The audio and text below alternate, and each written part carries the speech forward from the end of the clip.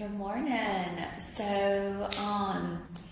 was so good to see all of y'all on Friday, and I'm just so glad that y'all came and toured MSMS. I hope you were impressed.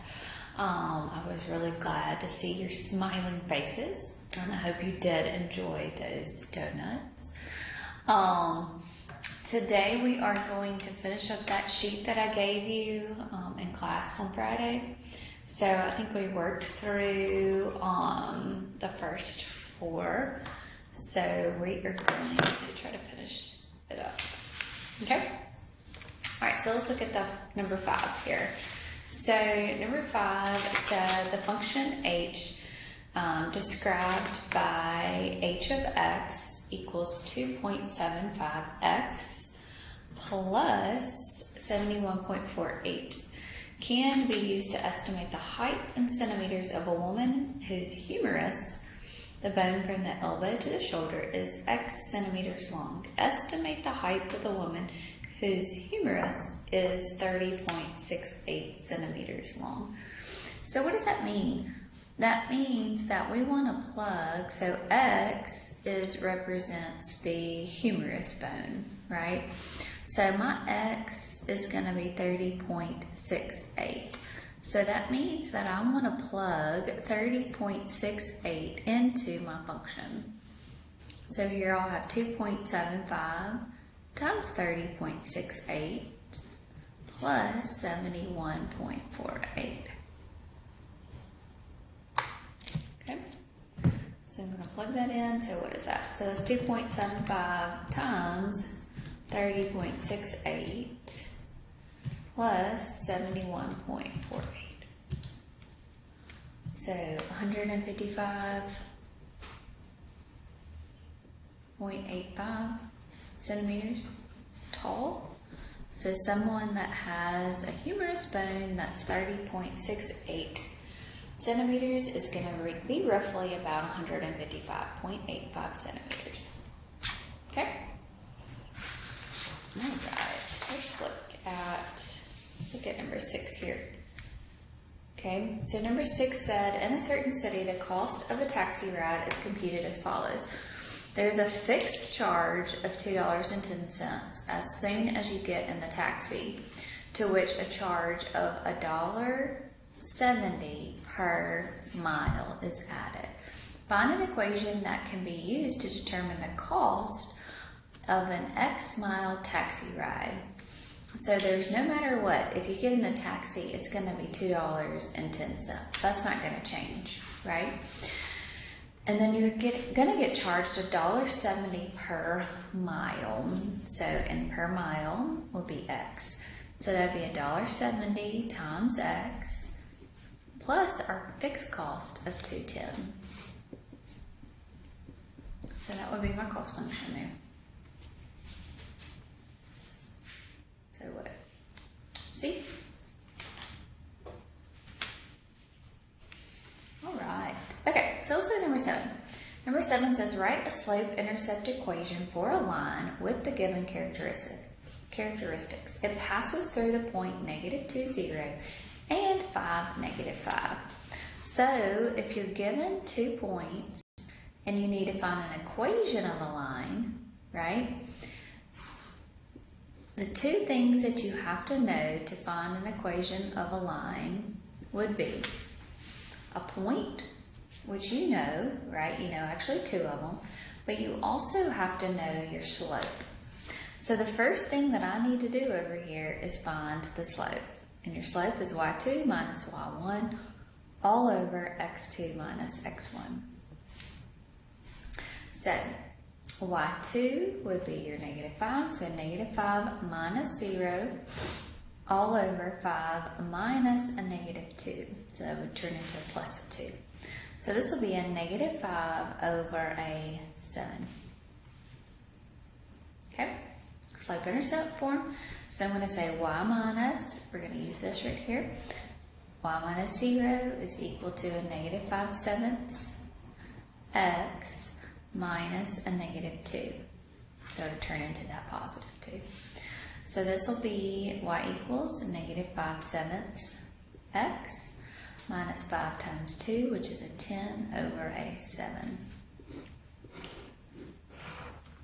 That is your slope-intercept form. Okay, what if it asked for standard form here? Okay, so remember, what if it asked for standard form? So here's our y-intercept form, right? Well, standard form means that x and y have to be on the same side, right? So that means I'm going to move this x over there, so it's going to become a positive 5/7 x plus a y is going to be equal to a negative 10 over 7.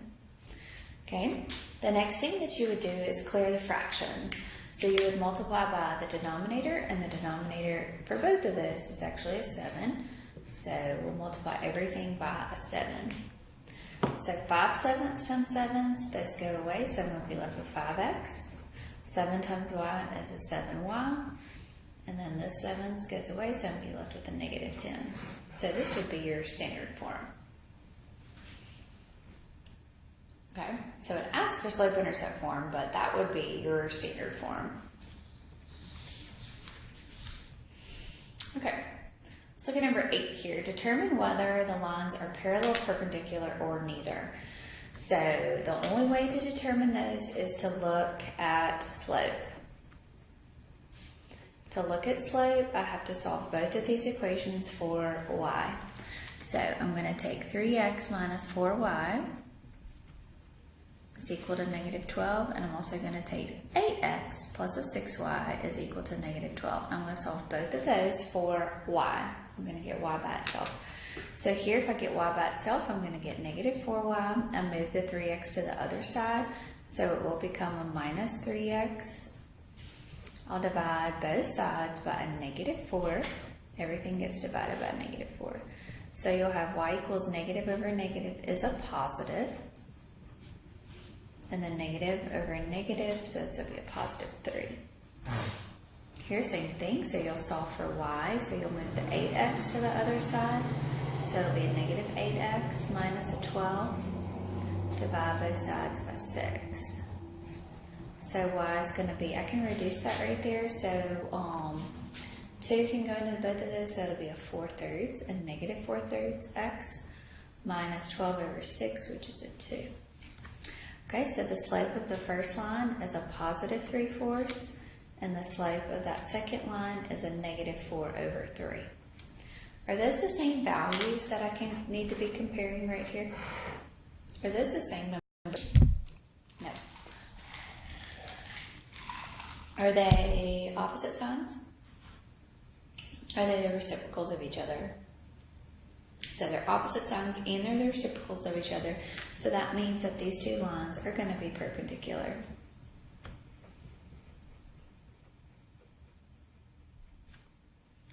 Okay. Good deal.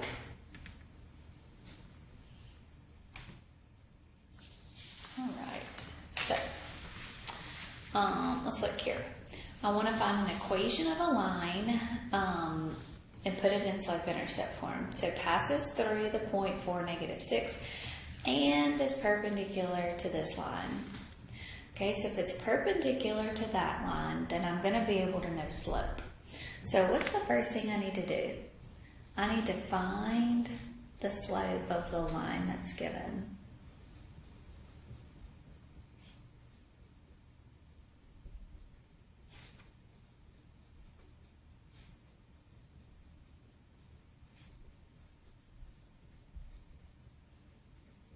Okay, so no matter what, that's the first thing that I want to do. So I want to find the slope of this line. So negative 8x minus 9y is equal to 22. So to find the slope, I'll solve for y. So I'm going to get a negative 9y is equal to, when I move that to the other side, it becomes a positive.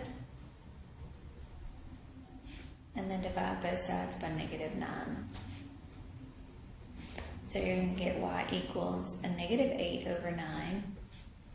X minus some crazy 22 over 9. Okay, so the slope of the line that's given to me is negative 8 over 9. Okay, so now to find an equation of a line, okay, I'm going to have y minus y1 is equal to m times x minus x1. Well, I know my x1 and my y1, but do I know my slope? In this, right here, it says that it's perpendicular. So does perpendicular mean that I'm going to use the same number? Or does it mean that I'm going to find the opposite sign and the reciprocal? Perpendicular does mean that they have to be opposite signs and the reciprocal. So that means that the slope I'm going to use is not a negative 8 over 9, but it is going to be opposite signs, so it's going to be positive. And then it's going to be the reciprocal of this, so it's going to be 9 over 8. Okay, so now I'll plug it in. So y minus y1, so y minus a negative 6 is equal to 9/8 over x minus a 4. So that turns into y plus a 6, distribute, so that'll be a 9/8 x minus, that would reduce to 9/2. Okay, slope-intercept form, so now I'm going to subtract 6 on both sides, so I'm going to get y equals 9/8 x minus, get a common denominator here, so that's going to be a 12, right? So that'll be 12 over 2. Yeah, so that's going to be a negative 21 over 2.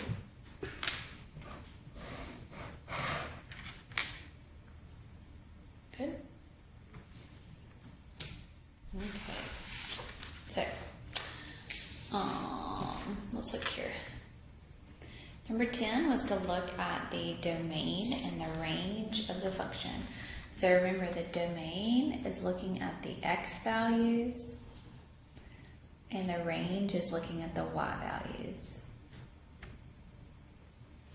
Okay, so this is going in both. So we're looking at the x-axis here, right? So the x-axis, we're going in the negative infinity and the positive infinity direction. I'm going in both directions. So my domain here will be all real numbers. So negative infinity to positive infinity. Okay. And then your range, if you look at this, of your y values. So if you wanted to do this and turn it, this is the negative direction for your y values, and this is the positive direction for your y values. I'm going to keep going in the negative direction, but I do have a stopping point right there at my 2. So my range of y values is going to go from negative infinity to a positive 2.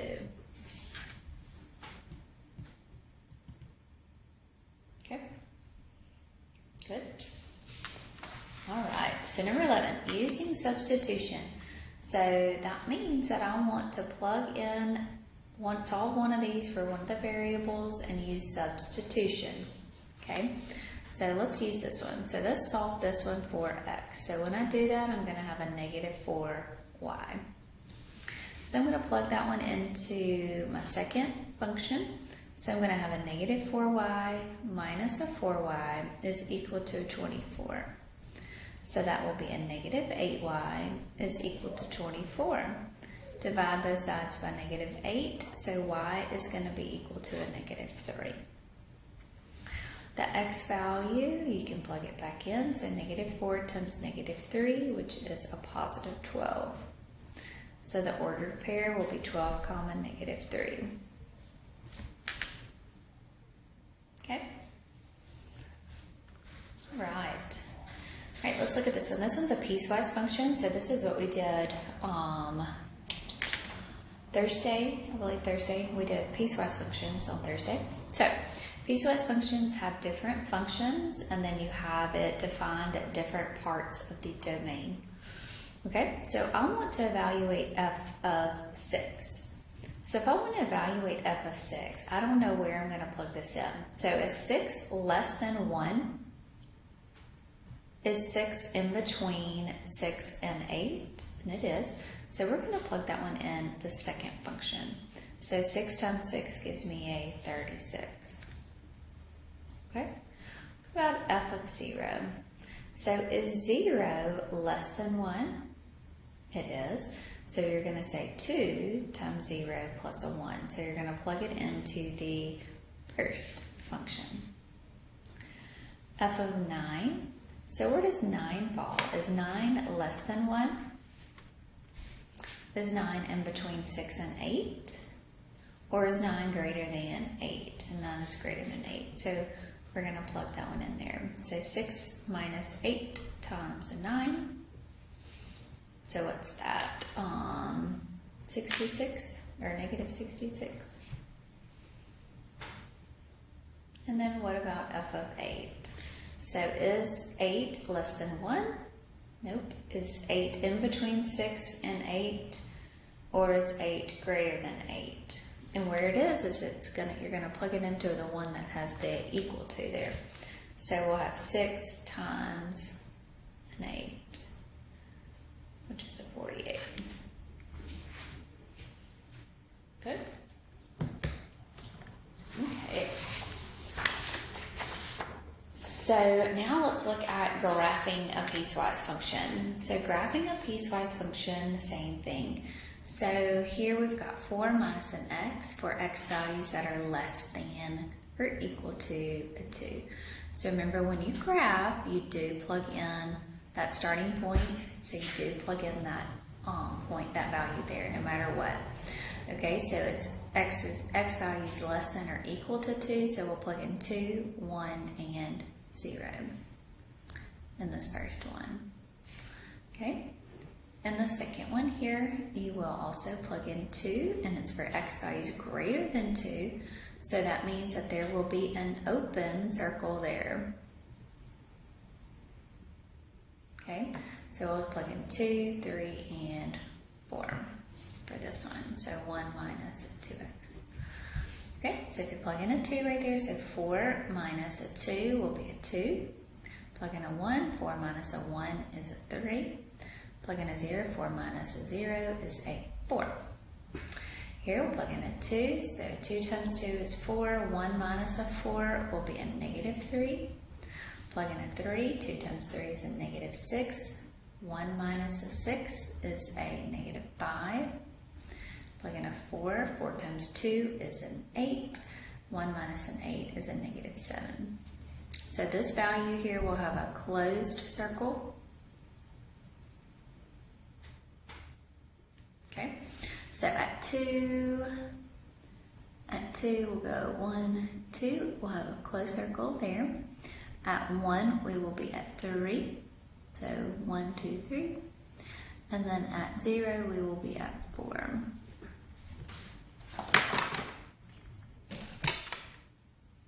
So it would continue going the negative direction here, in the negative x direction.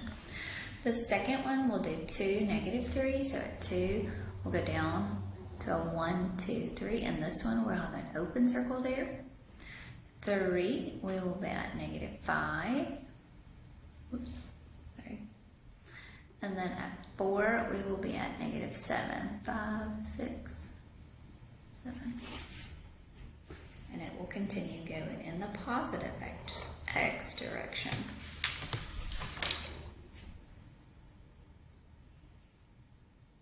Okay, so the one there, that would be C. That answer would be C.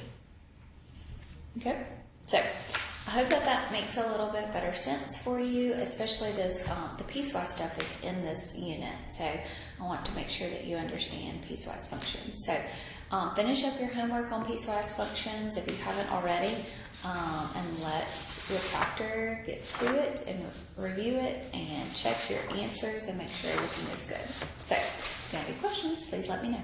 Y'all have a good day.